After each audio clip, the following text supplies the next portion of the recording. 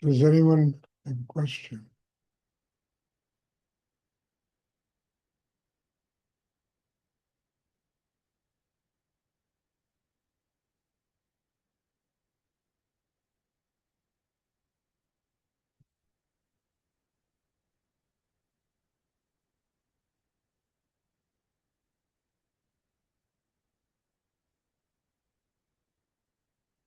Hmm.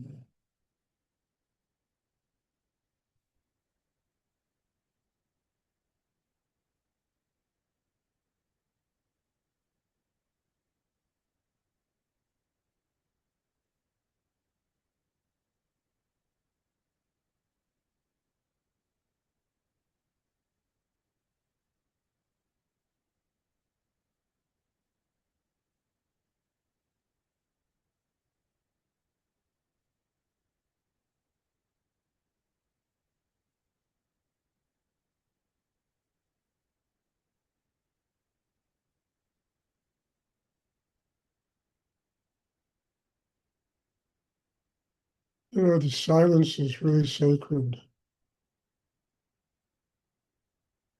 The only way that you could have a group of people sitting in this kind of silence is by really touching the profoundest elements inside themselves, opening.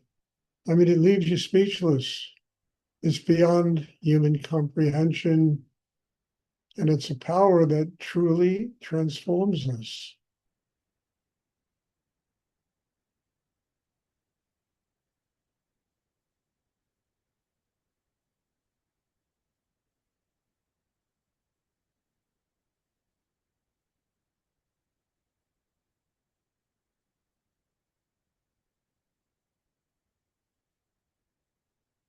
Does anyone have a question?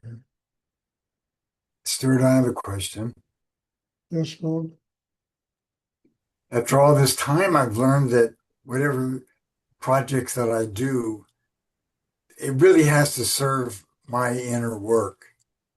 And how are these?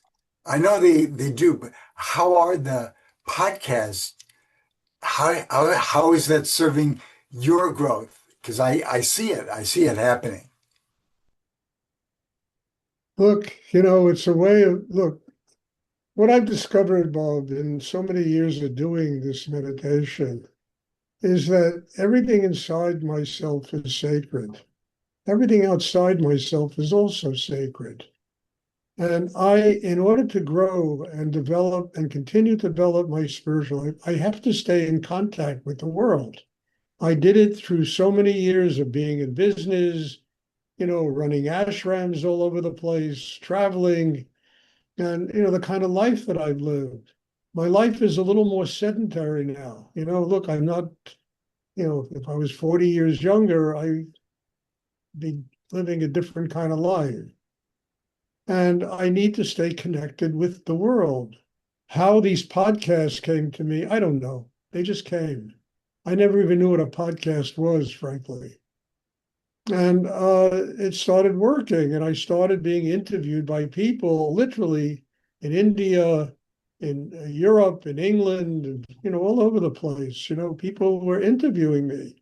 And I discovered that this meditation practice, when you talk about it in depth, it really affects people. And it's really, the podcasts in many ways have changed me.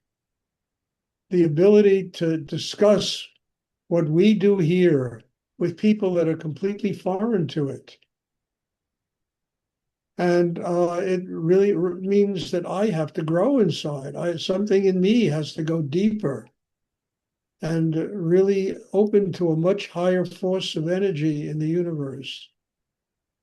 So I do it. I don't do it as much. There was a period I was doing 5 a week. I really mean it. And now they're all starting to broadcast them. And I said, no, Stuart, it's a little too much. So I kind of backed off. Today, I didn't even know I had a podcast. And suddenly on my Google Calendar came up that you got a podcast at 12, sometime 11 o'clock or 12 o'clock. And I said, oh shit, I got to do a podcast. I made a reservation with these people to do. And it turned out that these two guys were so wonderful. And the conversation we had was so deeply spiritual. And it came from such a deep place inside that at the end of the podcast, I told them both, that you guys are really, really incredible what you're doing here. And it was good. And I didn't even know I was supposed to do it. That was the extraordinary thing. It just popped up. You got a podcast at 1 o'clock today. And all right, I signed up and I followed all the rules and what you got to do and turned it on, and it worked beautifully. So I don't know what's going to work in my life. And I've given up trying to figure out what God is supposed to send me. I really have.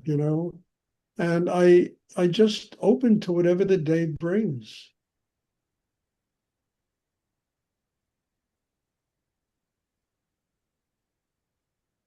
So I can't really answer that question because what do the podcasts do? They're helping me to grow. Initially, it was about kind of trying to promote my book. But as I said before earlier, I don't think I've sold one book because of podcasts. And then I discovered it was making connections with people all over the world. I have connections in a very profound way with these young people in India now who keep getting in touch with me, wanting me to do more podcasts. And they even said to me, you come to India, we'll take care of you. I mean, it was really something. And these are like 25-year-old kids. You don't see this in America. To do Kundalini yoga, you got to be 40 years and better here. And these are like young people, reaching out for some kind of deep spiritual knowledge and different way of seeing the world. It was really, it touched me very deeply. It was worth doing the podcast just having met those people. And now every other day I get an email from them. We would like to have you back on our podcast. I mean it. And I kind of signed up for one today, and hoping, there's a whole bunch of them they do. They have a whole series of them. So what I'm saying is, you do it for one reason, then you find out why you're really doing it. And then, honestly, I thought, well, this would be a great way to promote this book. And I honestly don't think I sold one book through these podcasts. And at first, it upset me a little bit. And then I said, no, Stuart, you're not there for that. You're there to connect with people literally all over the world.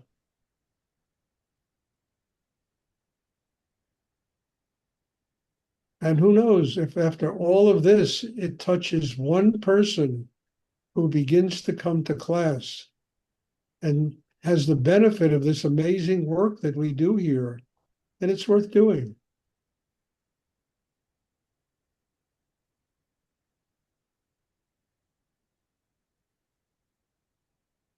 So do I know why I do it? I don't. Do I do it and have I benefited from it? Yes. And at this point in my life where I can't go traveling around the world teaching Kundalini yoga, where I tried that and it almost killed me in 2019. I had to stop it. And then COVID came and somebody said, what about Zoom? And I said, what the hell is Zoom? I didn't even know what it was. And here I am, 5 years now, doing this Zoom. And I think it's helped every one of you who are here. And I didn't know what Zoom was. I had no idea. So the incredible thing is the universe sends you what you have to do. Mm-hmm. Then you have to be smart enough to do it. And not, oh, well, I don't need to do it, but I know better. We don't know better. The universe knows better and is constantly giving us opportunities to grow. We just have to learn to listen and then be willing to do the work, you know? I mean, in this meditation, there's no retirement. I really mean that. You're a servant of God. That energy doesn't go away. It is constantly bringing you work that you have to do in the world. And you never know how it comes. You just have to be open and smart enough to let it work for you. It's like Rudy always said, work brings more work, and it really does.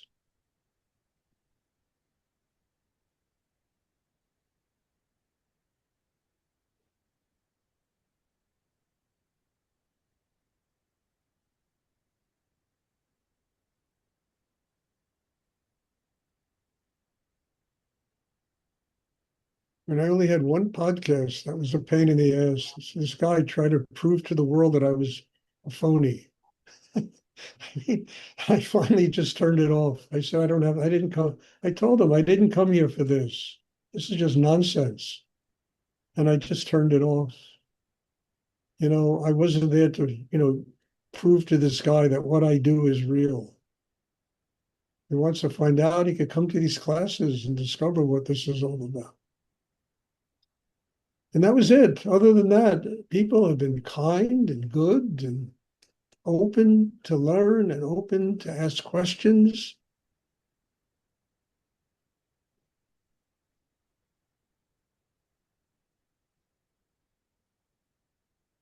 And it's been a very good experience for me doing this. Will I do this for the rest of my life? I don't think so, but maybe, I don't know.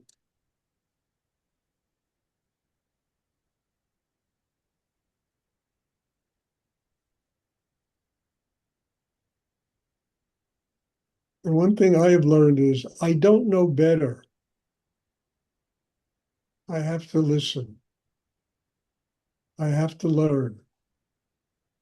And I have to allow what is being given to me to become practical in my life, to see what I have to learn from it without knowing better.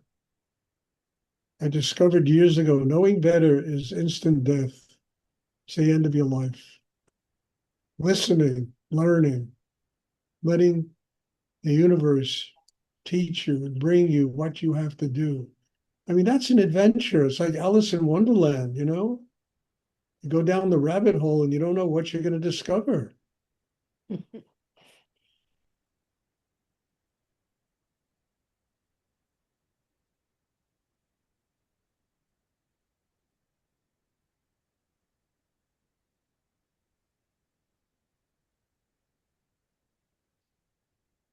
And I've all my life been going down the rabbit hole. It's been a very adventurous and extraordinary way to live. Not being afraid to discover what is there. What is that rabbit hole is myself, the chakra system, going deep enough inside to truly discover and allowing life itself to demand that I do that or get sucked into the illusion and, and you wind up nowhere.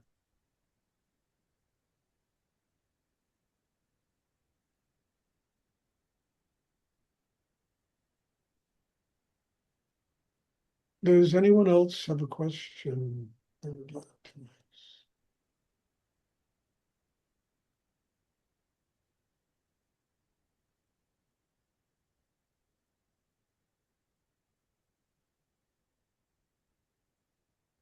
And the best part about all this is you learn how to use everything as a way to grow. You don't need special circumstances.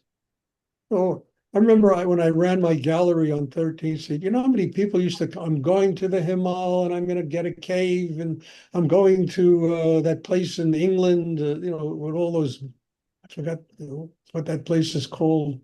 I used to hear this, oh, I'm going to the Andes. You remember Chris, that guy with the Andes and Yeah. Harmonic conversion. And I looked at him and I said, well, what happens the day after? Yeah. I'll never forget that. The guy looked at me, he got upset at me, walked out.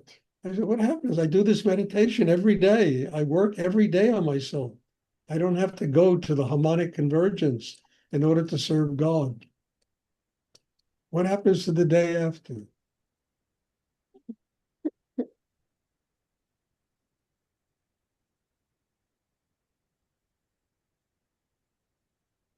And life itself is this extraordinarily sacred teacher. We just have to grow enough in ourselves to begin to listen to it. That's our job.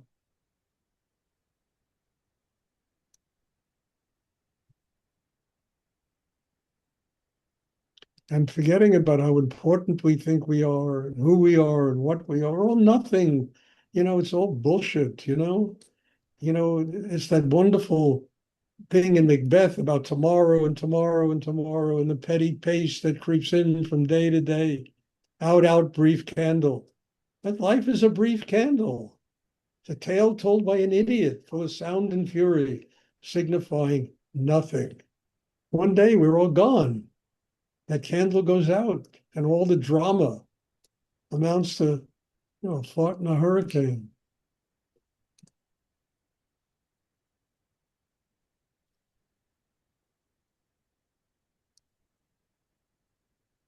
So it's better stop farting in the hurricane and just allow life to be a teacher. This as we strut across the stage, we should let life be this extraordinary teacher, this sacred gift that we're all given.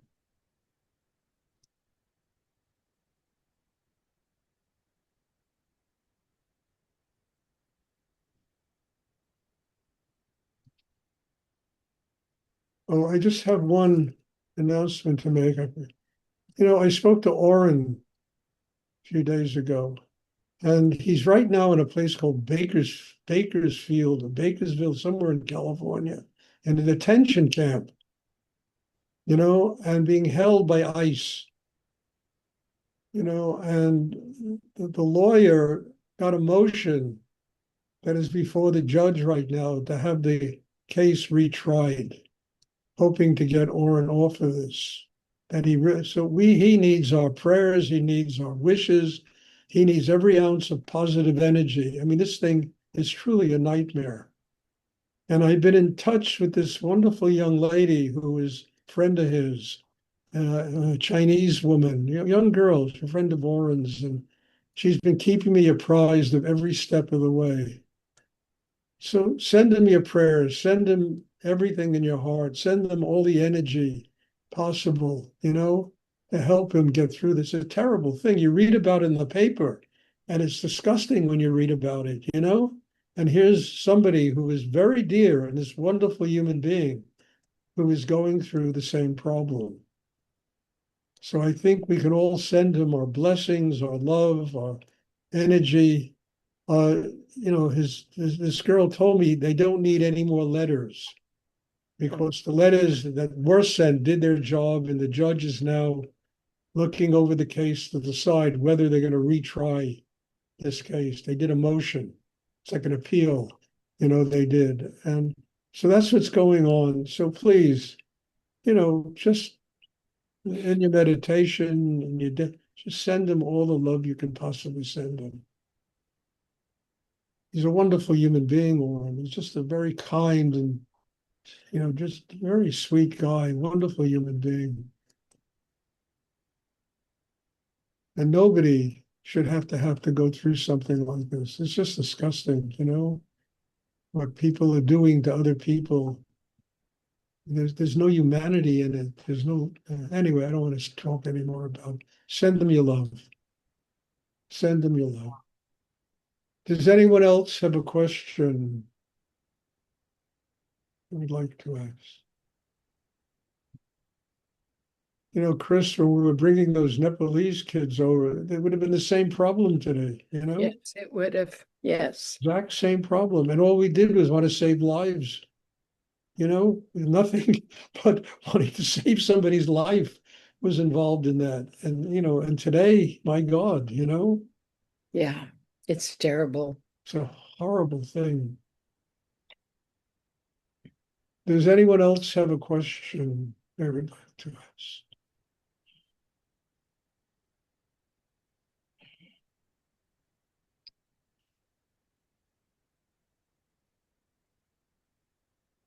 Thank you for Okay. helping us, Stuart. Thank you so much for helping us. It's my job. It's my job. Rudy told me you serve God and you serve the people in your life. That is your mission on earth. And I never forgot that. So God bless you all and thank you for helping me. I mean it. You know, your presence here has done so much to help me grow. I can have nothing but gratitude to every one of you. God bless you all. And thank you. And there'll be class, well, tomorrow at 1 o'clock and Wednesday and Thursday. And there'll be class.